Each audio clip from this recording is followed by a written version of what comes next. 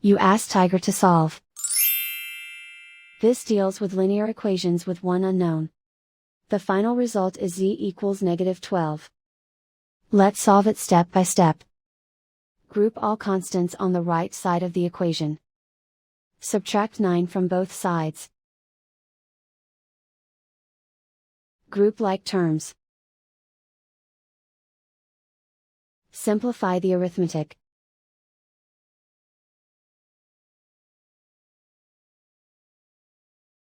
Isolate the z. Divide both sides by -4. Cancel out the negatives. Simplify the fraction.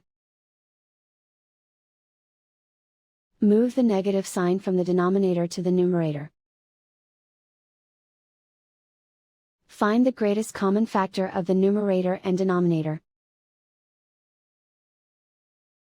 Factor out and cancel the greatest common factor.